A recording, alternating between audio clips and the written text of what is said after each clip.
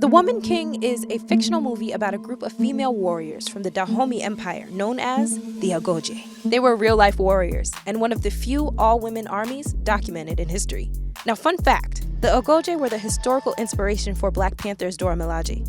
And in the I Am episode of Lovecraft Country, we saw Anjanou Ellis portray an Agoge warrior. This film, The Woman King, is directed by Gina Prince Bythewood, best known for the iconic Black love story, Love and Basketball. The Woman King is her first time directing a big-budget blockbuster film.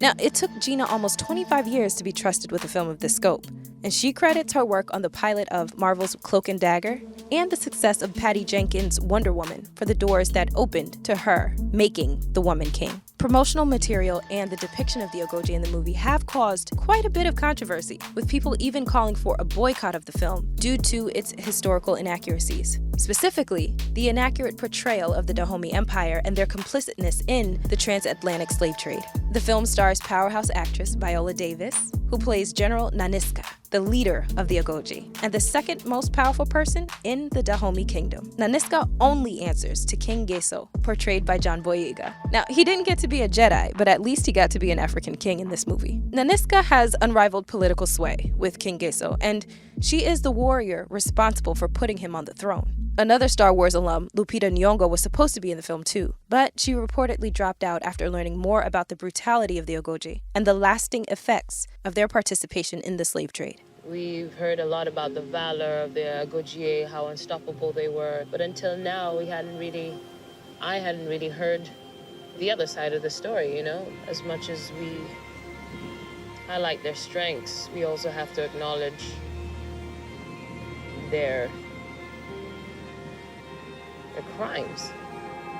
This film characterizes the Agoge and the Dahomey as brave freedom fighters who were reluctant participants in the transatlantic slave trade. General Nanisca's goal in the film is to transition the Dahomey away from the capturing and enslaving of their own people. But in reality, the Dahomey were perhaps more reliant on the economy of slavery than any other African state.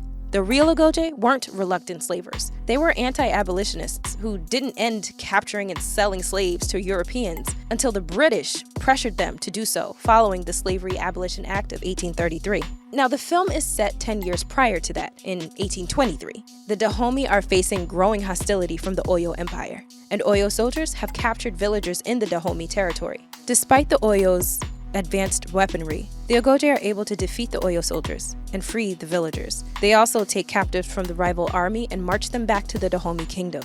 These captives will be sold into slavery. King Geso holds council to discuss the increasing threat of the Oyo Empire. Now, this is where General Nanisca voices her concerns about the Dahomey's participation in the slave trade. She suggests that they move away from human trafficking and instead trade gold and palm oil. But King Geso needs further convincing that palm oil could even support the kingdom the way that slavery has. The Dahomey are in a vicious cycle where, in order to maintain their military might, they have to continue trading slaves to European nations for goods and equipment, which is ironically decimating their own people. Nanisca eventually shows King Geso a vast palm oil production she has established, and he is receptive to the idea of moving away from the slave trade. A new group of Agoge recruits begin their training. Some of them are captives and rescued villagers from the Oyo raid. But among the recruits is Nawi, a young woman given to the Agoge by her father. She's too strong-willed to be married off to any of the abusive, disturbingly old suitors her father chooses for her. So the prospect of joining the Agoge thrills Nawi. She's a natural fighter, even if she lacks discipline. Nawi is taken in by Izogi, a high-ranking Agoge lieutenant played by Lashana Lynch. Now, Lashana, best known for her role as Maria Rambeau in the Marvel Universe, is a standout in this film, and she steals every scene she's in. Not unlike Nawi, Izogi has a traumatic childhood. Her mother tried to sell her virginity to the highest bidder, and despite her tragic origins, Izogi is often the comic relief, and we see her form a bond with Nawi as the film progresses. This nurturing relationship doesn't detract from Izogi's brutality. We see her sharpen her nails into brutally effective weapons and viciously kill several soldiers with them. Sheila Atim, who appeared in Doctor Strange along with Lashana Lynch, plays Nanisca's right hand and spiritual advisor Amensa. Amensa sees a vision of Nanisca's past coming back for her. This prophecy manifests itself twofold. First, through the ever-present threat of the Oyo, who are led by General Oba Ode. Oba Ode becomes the main antagonist of the film Years ago, he raped Naniska repeatedly when she was a captive of the Oyo. It appears that Oba doesn't even recognize Naniska, though the visions of Oba violently raping her are burned into her memory. She becomes obsessed with personally killing him. When the Oyo demand more tribute than usual, including 40 Ogoje warriors, Naniska devises a plan. Instead of tribute, Naniska presents the severed heads of the defeated Oyo men, and a battle ensues. When the rest of the Ogoje strategically retreat, Naniska stays behind to confront and kill her rapist. The headstrong Nawi notices that Naniska has stayed behind and deviates from the plan herself to help Naniska escape. Nawi is strongly reprimanded for her lack of discipline, but Amensa privately points out that Naniska is the one who first deviated from the plan in order to kill Oba. Meanwhile, we are introduced to colonizers, Santo and Malik. Malik is half African.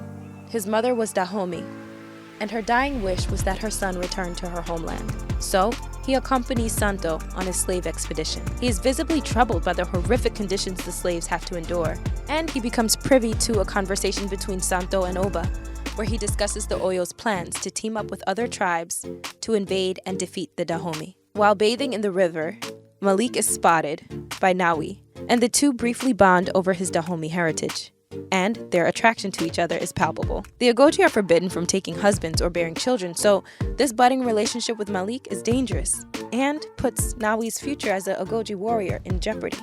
Despite this distraction, Nawi demonstrates her skill and dedication to the Ogoje by finishing first in a Dahomey obstacle course. One of the most painful parts of this obstacle course is a bed of acacia thorns that the Ogoje have to walk through. This scene was influenced by the real-life Ogoje, who would fearlessly traverse walls of painful acacia thorns. Some of the bravest soldiers were even gifted belts made of the thorns. When dressing Nawi's wounds, Naniska notices a scar on her arm and starts to suspect that Nawi may be her daughter. After Oba raped Naniska years ago, she became pregnant and decided to give up the child. But before giving the baby away, Naniska cut her left arm open and stuck a shark tooth under the skin. Nawi's scar and the prophecy from Amensa leads Naniska to believe that Nawi is in fact her daughter. The forbidden romance between Nawi and Malik grows as she sneaks out to meet with him, and they exchange gifts. Malik warns Nawi about the impending attack from the Oyo, and she relays this information to General Naniska. Naniska chastises Nawi for sneaking off with this man, and in the heat of their argument, she tells Nawi the story of the child that she gave up. She then cuts open Nawi's arm to reveal the shark tooth and confirms her suspicions that Nawi is in fact her daughter, a revelation that shocks Nawi. Now prepared for the impending attack from the Oyo, the Ogoje sabotage their gunpowder, causing explosions in their camp and scattering their horses. The Ogoje attack the now vulnerable Oyo soldiers, but it's a bloody battle with many casualties on both sides. And in the aftermath, Izogi and Nawi are captured by the Oyo and brought to the market to be sold into slavery. Naniska wants to lead a mission to rescue their captured comrades from the Oyo and the European enslavers who will ultimately purchase them, but King Geso forbids this. Brought to the slavers' block, Nawi and Izogi attempt to escape, but Izogi is fatally shot in the ensuing battle. Malik buys Nawi from the Oyo in order to keep her safe. Now at this point, Naniska blatantly defies the king's orders and leads a deployment of Ogoje to rescue her daughter and any other captured Ogoje. At the climax of the movie, they attack the European slavers and free all of the captured slaves. Malik, motivated by his feelings for Nawi and the brutal conditions of slavery, turns on Santo and frees all of Santo's captured slaves, who drown and beat Santo to death. Naniska has her final showdown with her rapist Oba Ode, and with Nawi's help, she defeats and kills him. The Ogoje have defeated the Oyo threat to the Dahomey kingdom and the European enslavers in one fell swoop. The Ogoje return triumphant, and despite blatantly disobeying the king, he promotes Naniska and grants her the rank of Woman King, a position of equal power and authority to himself. King Geso declares that the Dahomey will no longer participate in the slave trade, and Naniska and Nawi quietly acknowledge their traumatic bond as the Ogoje dance in celebration of their victory and the future of the Dahomey. And that's how the movie ends. A post-credit scene shows Amensa performing a ceremonial ritual in remembrance of Izogi. So what is our takeaway from The Woman King? As a movie, it's a groundbreaking film that continues to prove that Black women can deliver at the box office. And in the director's chair, Gina Prince Bythewood directed a predominantly female-led cast, and the movie topped the box office in its opening week, making close to $19 million domestically. Now, despite this achievement, the historical inaccuracies are impossible to ignore. The Agoge are depicted as fierce and skilled warriors who commanded fear and respect from anyone they encountered. But what isn't depicted is their brutality against their own people. The Dahomey Empire's willingness to participate in the slave trade is softened in the movie. The real-life Dahomey Empire thrived off of the transatlantic slave trade and had no desire to end the practice. Though palm oil was a source of income for the Dahomey, it paled in comparison to slavery and was never considered a viable alternative to capturing and selling slaves. This lack of historical accountability rubbed many who knew the true story of the Agoge the wrong way. Though billed as, quote, based on a true story and a historical epic, the creators of the film definitely took creative license with the facts surrounding the Agoge. But does historical accuracy in a film warrant a boycott? The hashtag Boycott Woman King movement consisted of those who refused to see the film based on the belief that the movie softened the Dahomey's role and glorified the women warriors who ravaged the continent in service of the transatlantic slave trade. Those arguments have merit. There are other boycotters who accuse the Woman King of pushing an anti-male agenda. They question the very title of the film, The Woman King, as oxymoronic and an attempt to attack and feminize the black male image. Wouldn't a woman king be a queen, many ask? For this argument to have any merit, you would have to ignore the actual content of the film.